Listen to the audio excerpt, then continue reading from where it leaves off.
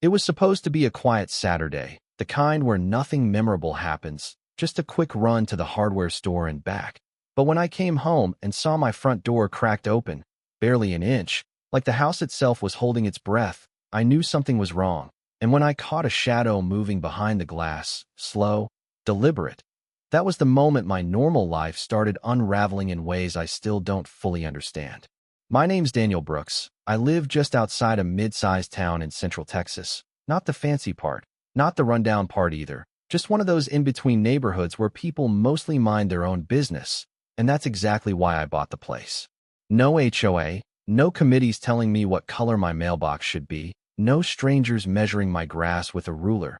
Just me, a half-acre lot, and enough space to feel like I actually own something in this world. That morning had been simple, almost boring.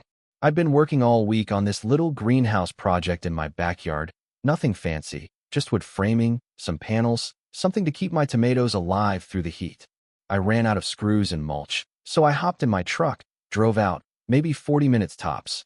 I remember thinking, as I pulled away, that I should probably close the side gate, but I was expecting a gravel delivery later and didn't want to miss it. Funny how those tiny decisions come back and punch you in the face. When I got back, the first thing that hit me wasn't even the door, it was the silence. You ever walk into a place that's usually yours, and suddenly it doesn't feel like it belongs to you anymore? That's what it felt like. I killed the engine, sat there a second, watching my own house like it might do something, and then I saw the door. Slightly open. Not kicked in. Not wide.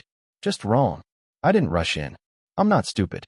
I grabbed my phone, dialed 911, kept my voice steady, even though my chest felt like it was pounding through my ribs, told them someone was inside my house. They told me to wait. So I waited, standing there in my driveway, keys in one hand, phone in the other, staring at that door like it might move again. Then I saw it, a shadow passing behind the front window. Not quick, not panicked, calm, like whoever was in there thought they belonged. That part stuck with me. The police showed up fast, maybe 10 minutes, felt longer. Officer Grant stepped out, tall guy, no nonsense, the kind of presence that makes you feel like things might be okay again. He told me to stay back, approached the door, hand near his holster, pushed it open, and stepped inside. I heard him call out, "Police, anyone inside, make yourself visible." There was a pause, then voices. Not shouting, not scared, arguing. That's when I knew something about this wasn't right. A minute later, he stepped back out and waved me over, gave me this look like he couldn't decide if he was annoyed or amused. "Mr. Brooks," he said, "you're going to want to see this." I walked in, and for a second I honestly thought I'd stepped into some kind of weird parody. Two people stood in my living room like they were conducting a school field trip, both middle-aged, dressed in those matching green vests you see volunteers wear at community events. One had a clipboard, the other a tablet, both of them looking completely unbothered, like I was the one interrupting them. "What the hell is this?" I said, louder than I meant to. The woman didn't even flinch. "We're with Cedar Ridge Community Association," she said, like that explained everything. "We're conducting a compliance inspection following a resident complaint." I blinked. Inside my house. The guy with the tablet chimed in, calm as can be. "Under Section 7C of the Community Guidelines, we're authorized to enter properties to verify violations." I laughed, not because it was funny, but because it was so ridiculous my brain didn't know what else to do. "That's great," I said, "except I don't live in your community." They exchanged a look, the kind that says they think you're the one confused. "Every property on this street falls under Cedar Ridge jurisdiction," the woman replied. "No," I said, stepping closer, "it doesn't. I made damn sure of that when I bought this place. No HOA. That was the whole point." Officer Grant crossed his arms, looking between us. "They got any legal right to be here?" "None," I said. He nodded once, then turned to them. "Then you're trespassing. Time to go." They didn't argue. Not really. But the woman paused at the door, gave me this tight little smile that didn't reach her eyes. "You'll be hearing from the board," she said. "Good." I shot back. "They'll be hearing from my lawyer." They left like they hadn't just broken into someone's home, like they still believed they had every right to be there. And I stood there in my living room, looking around at my own stuff, my own space, and somehow it felt different. Violated, sure. But more than that, it felt like something had just started, something bigger than a simple mistake. That night, I pulled out every document I had: title papers, surveys, emails from when I bought the house. Everything said the same thing. My property was outside any HOA boundary. So either I was missing something, or someone was trying to rewrite reality. The next morning, I stepped outside with my coffee, still replaying everything in my head, and that's when I saw it. Bright orange envelope taped to my front door. Official looking. The kind that instantly puts your stomach in a knot. I peeled it off, opened it right there on the porch, and the first line read, "Notice of violation. Immediate compliance required." I remember standing there, reading through a list of supposed infractions: overgrown lawn, unauthorized structure, improper waste storage, each one followed by a fine, daily, stacking higher the longer I ignored it. And the thing that really got me wasn't the accusations. It was the assumption, like I was already part of something I never agreed to. Like my silence meant consent. I went back inside, set the paper down on the table, and just stared at it. Because in that moment, I realized this wasn't some clerical error. This was a move. And whoever made it wasn't planning to back down. I didn't sleep much that night. Not because I was scared, but because my brain wouldn't shut off, just running the same loop over and over. Who were these people?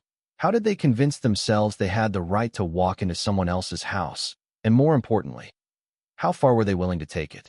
By morning, I had two things going for me: a strong cup of coffee and a temper that hadn't cooled off one bit. I spread every document I owned across the kitchen table: title records, survey maps, emails from the closing attorney, even the original listing, and I went through them line by line like I was studying for an exam that could cost me my home. Every single piece of paper said the same thing. Lot 12, Brook Hollow Estates, not subject to Cedar Ridge Community Association. Clear as day. No gray area, no fine print, no loophole, just clean, simple ownership. Around mid-morning, there was a knock at the door. Not aggressive, not hesitant either, just steady. I opened it and found my neighbor, Earl Jensen. Guy's probably in his late 60s, retired mechanic. Always smelled faintly like motor oil and black coffee. The kind of man who doesn't talk unless he has something worth saying. He stood there shifting his weight like he wasn't sure he should even be knocking. "Heard about yesterday," he said, keeping his voice low, eyes flicking toward the street like it might be listening. "Yeah," I replied, hard to miss.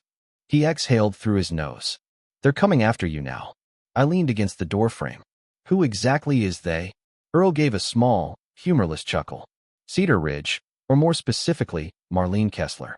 The name didn't ring a bell at first, but the way he said it, like you'd say the name of a storm you've already survived once, stuck with me. "She's the president," he added, "been running that HOA like it's her personal kingdom for years." I crossed my arms. "Still doesn't explain why they think they own my property." Earl shook his head slowly. "They've been pushing the boundaries, literally. Properties on the edge of their zone. People who don't fight back. They send letters, stack fines, make it complicated enough that folks just give in. Easier than dealing with lawyers in court. That's not how property law works," I said. "No," he agreed, "but it's how people work." That line sat with me. Before he left, he added one more thing.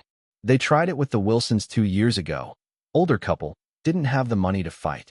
Ended up signing something they didn't fully understand. Next thing you know, they're paying dues like everyone else."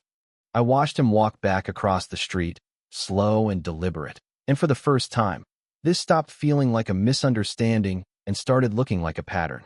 Over the next few days, the letters kept coming, different envelopes, same message. Violations, deadlines, penalties. Some of them were printed, others looked like they'd been hand-delivered. One even had an embossed seal, like they were trying to dress intimidation up as legitimacy. One letter claimed my property had been annexed into the HOA 2 years prior through a community vote. Another stated that my lack of response constituted acceptance, that by not contesting it within a certain window, I had essentially agreed. I remember reading that part twice, then a third time, just to make sure I wasn't losing my mind. They were trying to trap me on a technicality that didn't even exist. That's when I decided I needed backup. I reached out to an attorney a coworker had mentioned once. Rebecca Cole, specialized in property disputes, particularly cases involving HOA overreach. I didn't expect a quick reply, but she emailed me back within the hour, short, direct, "Bring everything you have. Tomorrow morning." Her office was tucked above a bookstore downtown, Nothing flashy, creaky stairs, a door with peeling paint, but inside, sharp, organized, no wasted space. Rebecca herself didn't fit the stereotype either. No stiff suit, no rehearsed smile, just jeans, a blazer, glasses sliding slightly down her nose. And this looked like she'd already decided how the story ended before I finished telling it. "So," she said, flipping through my documents, "they entered your home without permission." "Yes. And you have clear title showing no HOA affiliation." "Correct." She nodded slowly, tapping a pen against the table. "Then they're not just wrong, they're bold." I couldn't help a small smirk. "That's one way to put it." She leaned back. "Cedar Ridge has a reputation. I've seen their name before. They push until someone pushes back harder." "Well," I said, "they picked the wrong house." That earned me a grin. "Good. Because this won't be quick." That same afternoon, she drafted a cease and desist letter, formal, precise, the kind of document that doesn't just ask politely, it draws a line in the sand. It cited trespassing, harassment, misrepresentation of jurisdiction, and it made one thing very clear: any further attempt to enter my property would be met with legal action. For about 2 days, nothing happened, and I almost let myself believe that maybe, just maybe, they'd realized they'd gone too far. Then, on the third morning, I stepped outside and found a landscaping crew already halfway into my front yard. No notice, no permission, just 3 guys trimming bushes that didn't need trimming and digging into a flower bed I'd planted myself. I walked out barefoot, still holding my coffee, trying to keep my voice level. "Who sent you?" The guy nearest me didn't even look up at first. "Work order," he said, "Cedar Ridge." I felt something shift in my chest. Not panic, not confusion, something colder. "You need to stop. Now." He hesitated, glanced at the others. "Sir, we're just doing our job." "And I'm telling you," I said, stepping closer, "you're on private property. You don't have permission. You don't have authority. Pack it up." There was a moment, just a second, where it could have gone either way. Then one of them muttered something under his breath, and they started gathering their tools. They left, but not before tearing up one of my solar lights in the process. I stood there watching their truck disappear down the street, and that's when it hit me. This wasn't random anymore. This was pressure. That evening, I installed cameras, front yard, backyard, driveway, motion sensors, night vision, the whole setup. If they were going to keep testing me, I wanted everything on record. And sure enough, a few nights later, I got my first alert. I was sitting at my desk, half focused on work, when my phone buzzed motion detected, backyard. I opened the feed, and my stomach dropped. 2 men, both wearing Cedar Ridge polos, were inside my fence. One of them was heading straight for my shed. The other was carrying bolt cutters. I didn't think. I just moved. Out the door, across the yard, adrenaline hitting hard enough to drown out everything else.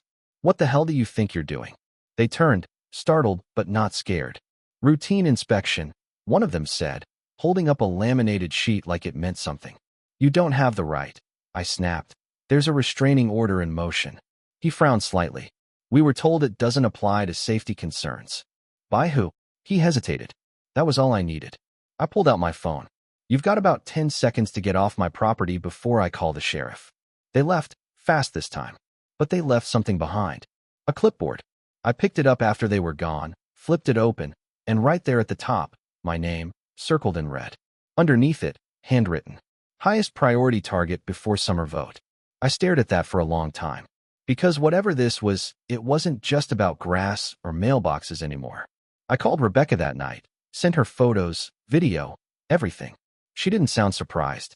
"They're escalating," she said, calm as ever. "Which means we're getting close to something they don't want exposed." "And what exactly is that?" I asked. There was a pause on the line, just long enough to make me uneasy. "That," she said, "is what we're going to find out." And I remember standing there in my backyard, looking around at the fence, the shed, the house I thought I understood, realizing I wasn't just defending property anymore. I was stepping into a fight I didn't even know the rules to. And something told me they were nowhere near done. I wish I could tell you that was the peak of it, that once we had cameras up and a lawyer involved, things calmed down, people came to their senses, and it all wrapped up clean and logical. But that's not how this kind of story goes. When you push back against something built on quiet pressure and unchecked authority, it doesn't shrink, it snaps. It was a little after midnight when I woke up to a sound that didn't belong, sharp, hollow, like something plastic cracking under heat. For a second I just lay there, trying to place it, and then I smelled it. Smoke. Not faint either. Thick, chemical, wrong. I was out of bed before my brain caught up, moving down the hallway, through the living room, and when I opened the front door, the whole yard was flickering orange. My trash bin was on fire. Flames crawling up the sides, melting the plastic, sending up this choking, bitter smell that stuck in your throat. I didn't think, just grabbed the hose, turned it full blast, soaked everything until the fire collapsed into a smoking heap. And that's when I saw it. Spray paint across my garage door, big, messy red letters, still dripping. Tyrant. I just stood there, breathing hard, water still running in my hand, staring at it like my brain was trying to decide if this was real or not. Because up until that moment, everything had been legal threats, paperwork, intimidation dressed up in procedure. This was different. This was personal. By the time the police showed up, I already knew what I was going to find. I went straight to the cameras, pulled up the footage, rewound it to just after midnight, and there it was. A figure in a hoodie, moving quick but not panicked, like they'd planned every step. They walked up, set the bin down, poured something inside, lit it, stepped back just long enough to watch it catch, then turned toward the garage and sprayed the word like they were signing a piece of art. I slowed it down frame by frame, and that's when my stomach dropped. The way they moved, the posture, even the way the hood shifted as they turned. I'd seen it before. Rebecca was at my place before sunrise. I didn't even have to say anything, just handed her my phone, let the footage play. She watched it once, then again slower. Tell me I'm wrong, I said. She didn't answer right away, just leaned in, eyes narrowing slightly. I don't think you are, she said finally. We didn't waste time. By mid-morning, that footage was in the hands of the district attorney's office, along with everything else we'd been collecting. The trespasses, the forged claims, the harassment, all of it stacked together in a way that finally showed the full picture. And once that picture came into focus, things started moving fast. Real fast. That afternoon, a temporary restraining order was issued, not just against Cedar Ridge as an organization, but specifically against Marlene Kessler herself. She was barred from coming anywhere near my property or contacting me in any capacity. By evening, the story had leaked. Local news picked it up first, then regional. HOA president accused of staging arson in ongoing property dispute. That headline hit harder than anything we could have filed in court. And just like that, the narrative shifted. People started talking. Neighbors who hadn't said a word to me in weeks suddenly found reasons to walk by, slow down, look at the house, the cameras, the garage door that still faintly showed where the paint had been scrubbed off. Some of them avoided eye contact. Others gave small nods, like they were reassessing everything they thought they knew. But the biggest shift came from somewhere I didn't expect. Other people started coming forward. It started with one email, then 3, then a dozen. Stories from residents in and around Cedar Ridge, some current, some who had already moved away, all describing the same pattern. Violations that didn't make sense. Fines that escalated too quickly. Pressure that felt less like regulation and more like control. One message stuck with me. A guy named Thomas wrote. They told me I had to repaint my fence because it didn't match community standards. I showed them my paperwork. I wasn't even in their HOA. They said it didn't matter anymore. Didn't matter anymore. That phrase kept showing up. Rebecca dug deeper, and what she found turned this from a neighborhood dispute into something a whole lot uglier. Turns out, Marlene wasn't just running the HOA. She was running a side business. Consulting, on paper. Community compliance services. Sounds harmless, right? Except every time the HOA issued a violation that got escalated to the city, her company received an administrative fee for facilitating enforcement. In plain English, she was making money every time someone got fined. And suddenly, all those aggressive inspections, all those questionable violations, all that pressure, it wasn't about maintaining standards. It was about revenue. Once that piece clicked into place, everything else lined up like dominoes. Rebecca filed for a class action, not just me, but 8 other residents who'd come forward with similar experiences. Fraud, harassment, unlawful entry, falsification of records, the list got long fast. The courtroom, when the hearing finally came, didn't feel like a civil case. It felt like something heavier. Packed seats, reporters lining the walls, that low hum of people waiting for something to break. Marlene showed up in black. No smile this time. No clipboard. No quiet confidence. Just tight shoulders and eyes hidden behind dark glasses she never took off. Rebecca laid it out piece by piece. The footage, the documents, the financial trail, and when she played the video of the fire, you could feel the room shift. Not dramatically, just enough, like everyone inhaled at the same time. Marlene's attorneys tried to spin it. Stress, misinterpretation, blurred identity, but it didn't stick. Not with the footage, not with the pattern, not with the money trail sitting right there in black and white. When the judge finally spoke, it wasn't loud, wasn't dramatic, just firm. Marlene Kessler was removed from her position, effective immediately.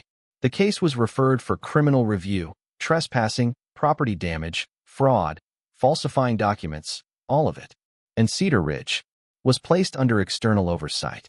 For a moment, sitting there, I didn't feel victorious. I felt quiet, like something that had been pressing down on my chest for weeks had finally lifted, and I wasn't sure what to do with the space it left behind.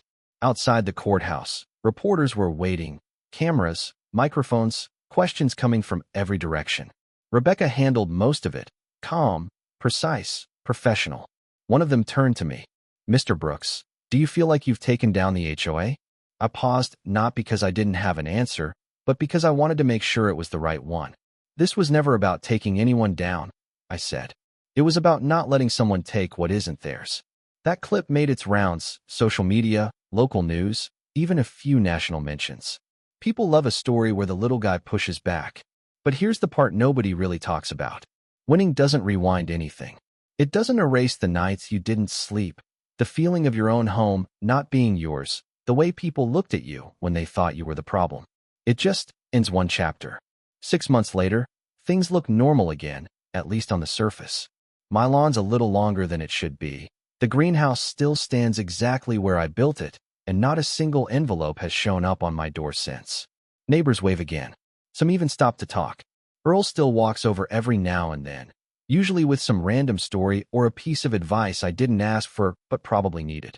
Rebecca started a small legal outreach program, helping homeowners deal with aggressive HOAs. Asked me to sit in on a few cases, share my experience. I told her I'd think about it. Truth is, I already knew the answer. Because once you've seen how something like that works, how easy it is for systems to lean on people who don't push back, it's hard to just go back to ignoring it. We put up a small sign at the end of the street a while back, nothing fancy. No HOA, just neighbors. Some people laughed at it, said it was unnecessary, maybe even a little dramatic. Maybe it is. But every time I look at it, I remember how close I came to losing control of something I thought was untouchable. And I wonder, how many people out there didn't push back? How many just signed the paper, paid the fine, kept their heads down? And if I hadn't walked back into my house that day, if I hadn't seen that door slightly open, would I have done the same? That's the part one can't shake. So now I'm asking you, if this happened in your neighborhood, if someone showed up one day and told you they had authority over your home, your space, your life, would you fight it? Or would you let it slide, just to keep the peace? Let me know what you think, because stories like this don't end in courtrooms. They end in communities. And the line between order and control is thinner than most people realize.